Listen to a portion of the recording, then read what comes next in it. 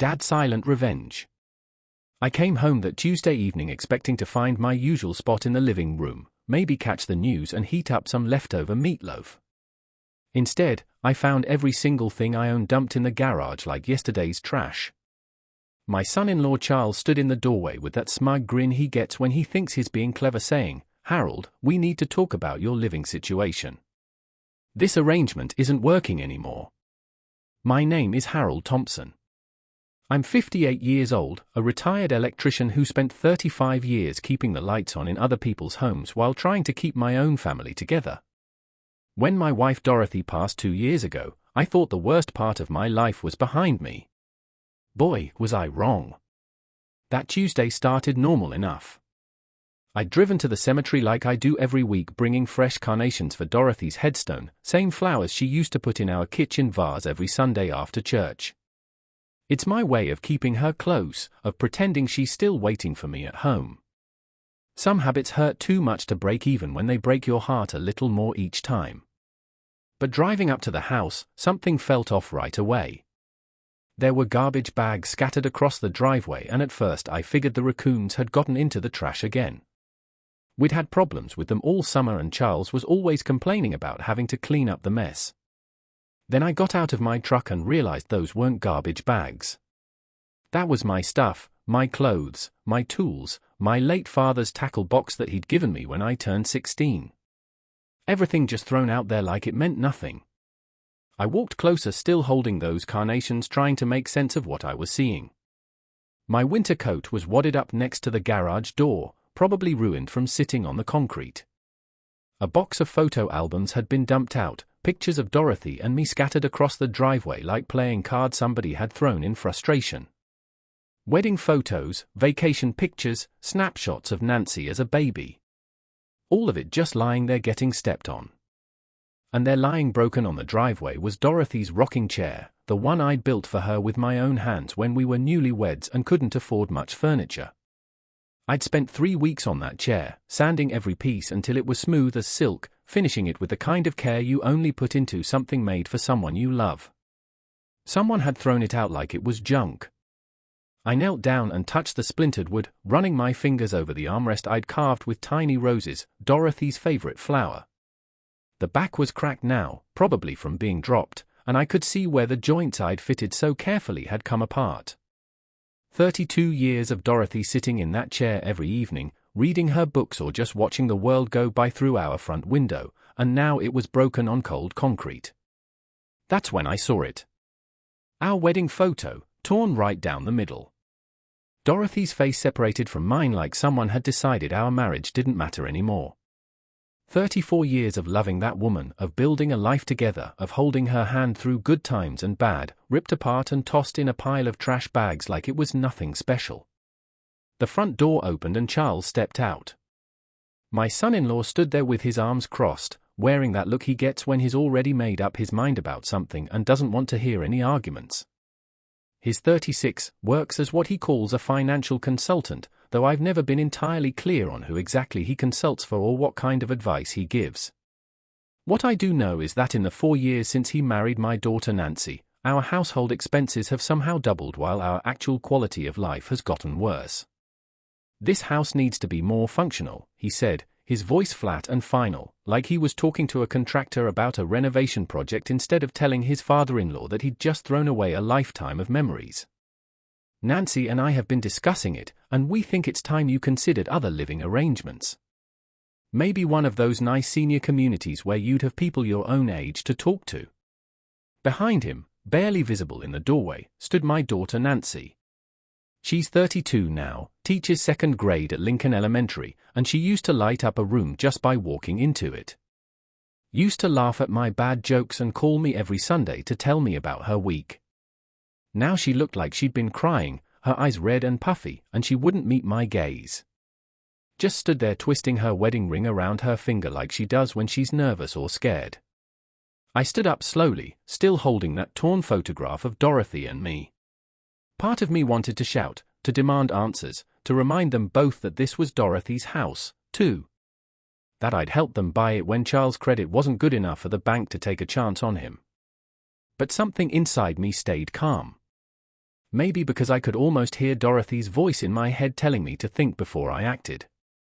"I guess we'll figure something out," I said quietly, tucking the photograph into my shirt pocket. Charles' grin faltered for just a second. He'd expected a fight, expected me to lose my temper and give him more ammunition to use against me later. Instead, I just picked up a few scattered photos and walked toward the garage. I could feel Nancy's eyes on me, and when I glanced back, she looked like she wanted to say something but couldn't find the words. Charles put his arm around her shoulders in what probably looked like a protective gesture to anyone watching. But I could see how she flinched slightly when he touched her. That night, I slept on an old camping cot I found behind the lawn mower. The concrete floor was cold even through the thin mattress, and the smell of motor oil hung in the air like a reminder of all the projects I'd started but never finished. I lay there in the dark, listening to the house settle, thinking about Dorothy and how she'd always been the one who could see through people's before I even realized they were lying. Around midnight, I remembered something that had been nagging at me for months. About 6 months ago, Charles had come to me with a stack of papers he said needed signing. Just routine stuff, he'd called it, spreading them out on the kitchen table after dinner. Household management forms to make things easier for everyone. You know how complicated modern finances can be. I'd looked at them closer than he'd expected, and I saw words like power of attorney and financial authority buried in all that legal language. When I told him I needed time to think about it, maybe run it by our family lawyer, Charles had gotten this look in his eyes. Not angry, exactly, but something colder. More calculating. He never brought those papers up again, but I should have realized that just meant he was looking for another way to get what he wanted. The next morning, I helped Nancy make breakfast like nothing had changed. Charles sat at the table scrolling through his phone, probably checking his sports betting apps or whatever it is he does instead of looking for actual steady work. Nancy moved around the kitchen like she was walking on eggshells, glancing at me with this guilty expression she's had since she was little and broke something valuable. "Dad," she started, then stopped herself, looking over at Charles like she was checking for permission to speak. "It's fine, sweetheart," I said, flipping pancakes on the griddle Dorothy had given me for my 40th birthday. Change is hard for everyone. But it wasn't fine, and we all knew it. Over the next few weeks, I started paying closer attention to things I'd been ignoring or making excuses for. Like how Charles always handled all the mail, especially anything that looked official or financial. How he'd gradually taken over what he called managing the household finances, even though Nancy had been perfectly capable of paying bills and balancing a checkbook before he came along. I also noticed how he always seemed to know exactly how much money I had in my retirement accounts, even though I'd never told him those numbers. He'd make casual comments about my nest egg and how we needed to optimize my investments for better returns. When I'd ask what he meant specifically, he'd wave it off and say we'd talk about it later when he had more time to explain the details. Most troubling of all was watching what was happening to Nancy. She used to be this confident, happy woman who loved her job and had a whole circle of friends from college and work. She'd go out for drinks with the other teachers on Fridays, organize dinner parties, take weekend trips to visit her college roommate in Chicago. Now she seemed tired all the time, stressed about money even though they both had steady incomes that should have been more than enough for a young couple. When I'd ask her about it, she'd just say Charles was handling everything and I shouldn't worry my head about their finances.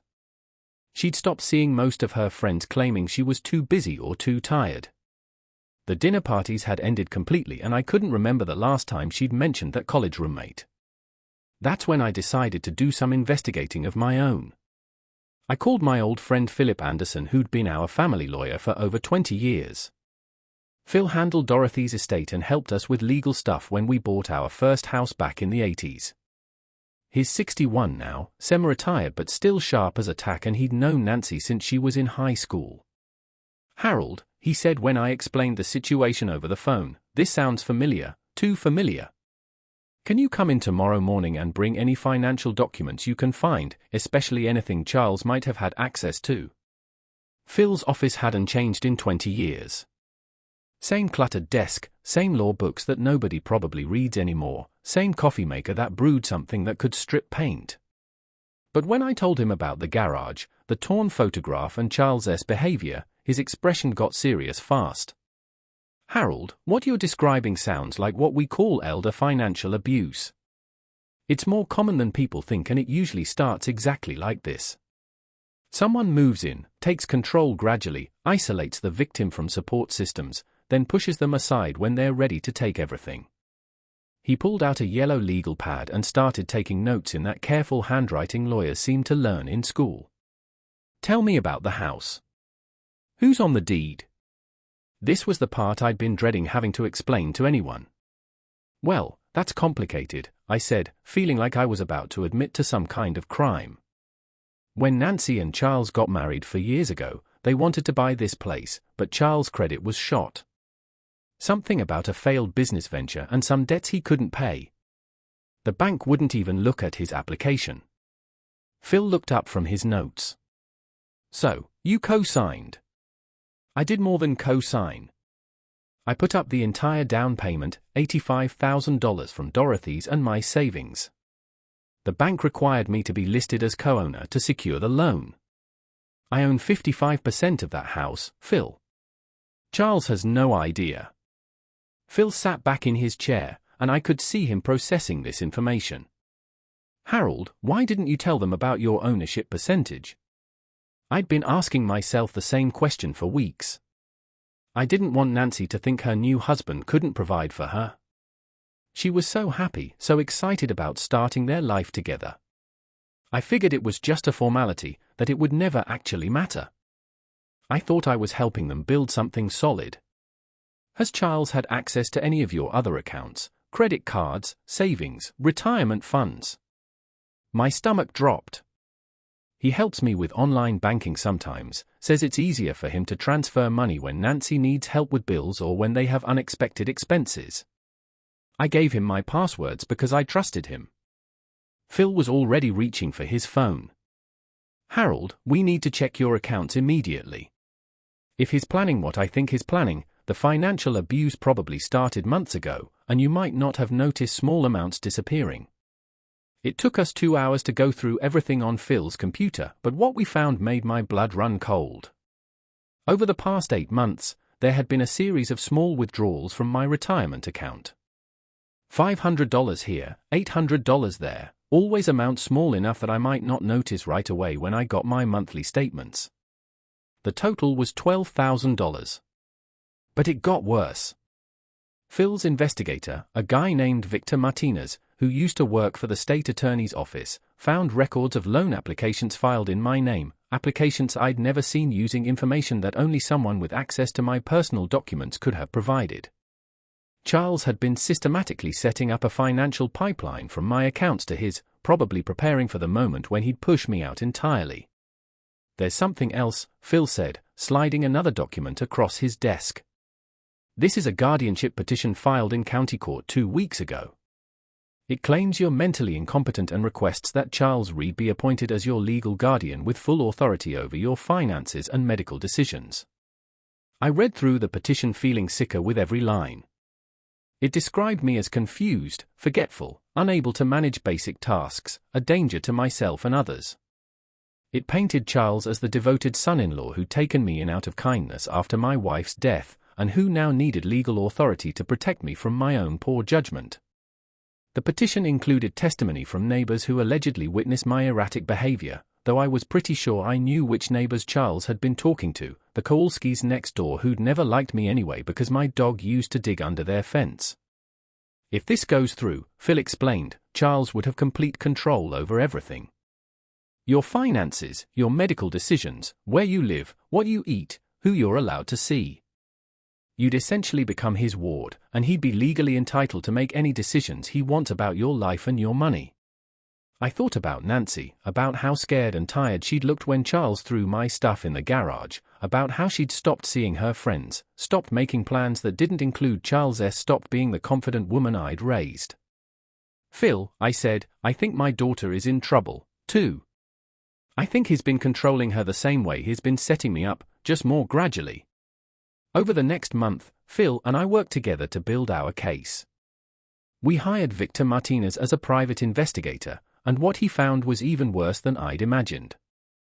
Charles had a history, a previous marriage that ended when his ex-wife discovered he'd been stealing from her elderly father. Bankruptcy records from a business venture where he'd used investor money to pay gambling debts instead of actually running the business. There was a pattern here, and Nancy and I were just the latest targets. But I didn't want to just expose Charles and get my money back. I wanted to save Nancy. So, we came up with a plan that would require me to do something I'd never been good at, acting. I started behaving a little more confused around the house, asking Charles to help me with things I could easily do myself, setting up my phone, figuring out the TV remote, organizing my medications. He loved it. Every time I pretended to struggle with something simple, I could see him getting more confident, more convinced that his guardianship petition would sail through court without any challenges. Meanwhile, Phil was quietly gathering evidence. We installed a security camera in the living room, perfectly legal since I was a co-owner of the property, and we documented Charles' real behavior when he thought nobody was watching. We recorded Charles on the phone with his bookie, arguing about debts and promising payments he couldn't make. We documented his drinking, his yelling at Nancy when he thought I couldn't hear, his complete lack of any actual financial consulting work despite claiming that as his profession. The breakthrough came when Charles thought I was napping in the garage and made a phone call to someone he called his business partner. I was awake, lying on that uncomfortable cot, and I could hear him through the thin wall that separated the garage from the kitchen. Once the old man's declared incompetent, everything becomes accessible, he said, his voice full of the confidence of someone who thinks he's already won. The house, his retirement accounts, all of it. Nancy won't question anything. She never does. She's too busy feeling guilty about putting her father in this position to ask hard questions about where the money's going. He paused, probably listening to whoever was on the other end.